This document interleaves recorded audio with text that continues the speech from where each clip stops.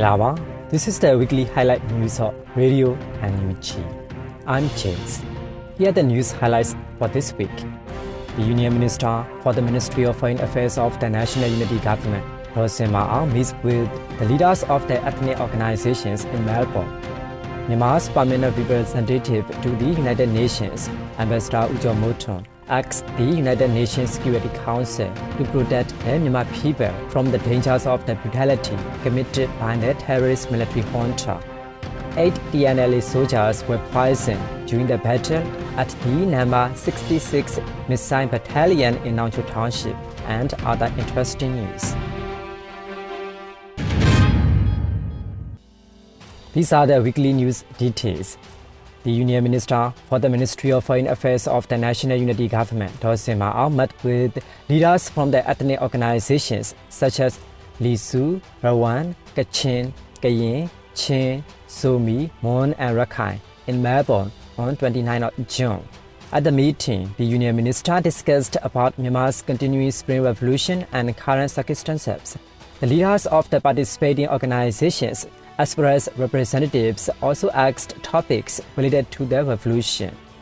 The Union Minister responded to the queries by stating that unity among the revolutionary forces as well as collective strength is critical to success.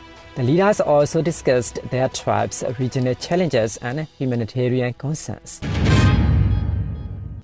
The Union Minister for the Ministry of Planning, Finance and Investment, Udin Thonai, announced on 5th July via social media that crony bank businessmen who are associated with the terrorist military junta are attempting to sue Professor Chantanel in various ways because his strong position is being attacked by the terrorist military junta. The Union Minister emphasized that once the war is done, the cases will be kept on file as evidence. Professor Chantanel, an Australian citizen, worked as a development advisor in Myanmar under the former People's Government. Professor Chantanel further stated on social media that the terrorist military junta and its crony bank businessmen are checking on him and international law firms threatening him to be silent. The Myanmar's permanent representative to the United Nations, Ambassador Rja, attended the UN General Assembly plenary meeting on Agenda Item 129, the responsibility to protect R2P and the prevention of genocide, war crimes, ethnic cleansing and crimes against humanity, held at the United Nations headquarters in New York on 1st July. The ambassador questioned the United Nations Security Council why they were waiting to protect the Myanmar people from the terrorist military junta's brutality. R2P aims to address violations of friendly norms of the international law, including genocide, war crimes, ethnic cleansings, and crimes against humanity. The ambassador pointed out that the United Nations failed to prevent the armed conflict and such atrocity that have occurred in part of the world, including the one in Myanmar. The ambassador also urged the member states of the UN to uphold their commitment, including the one made to R2P in 2005, and they act accordingly.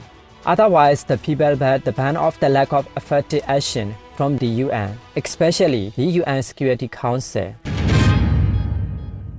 The Tao National Liberation Army (TNLA) issued a statement on 5th July stating that 8 TNLA soldiers were poisoned as a result of the terrorist military junta's use of poison gas bombs during the battle at the m.CDMMyanmar missile battalion in Nongcho Township, northern Shan State. The terrorist military junta attacked the TNLA-led combined forces offensives to take the remaining missile battalion in Nongcho. The Aung Package 2nd Military Package on 1st July and 4th July, dropping a poison gas bomb and 3 poison gas bombs respectively. Accordingly to the TNLA, soldiers suffered rapid breathing, agitation, exhaustion, a lack of oxygen, and nausea while obtaining medical treatment. A military analyst stated that this is a vague conduct that the terrorist army commits whenever it loses a war by abandoning its camps.